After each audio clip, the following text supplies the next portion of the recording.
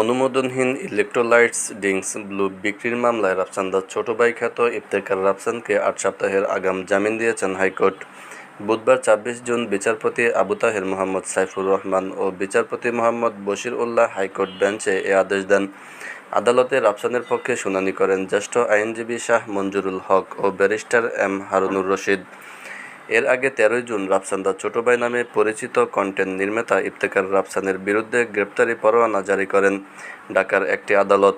কর্তৃপক্ষের অনুমোদন ছাড়াই ব্লু ড্রিঙ্কস নামে একটি পানীয় বাজারজাত করার অভিযোগে তার বিরুদ্ধে এ মামলা করা হয়। ঢাকার বিশুদ্ধ খাদ্য আদালতের বিচারক আউয়াল আকবর তার বিরুদ্ধে গ্রেপ্তারি পরোয়ানা জারির আদেশ দেন।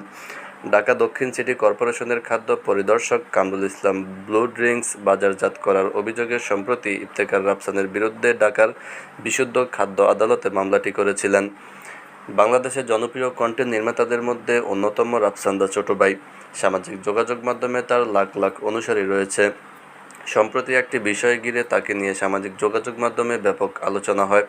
সামাজিক যোগাযোগ মাধ্যমে প্রকাশিত কন্টেন্টের আয়ের অর্থ দিয়ে তিনি একটি গাড়ি কিনেন, মা বাবাকে উপহার দিয়েছিলেন। এ নিয়ে পক্ষে বিপক্ষে নানা আলোচনা হয়।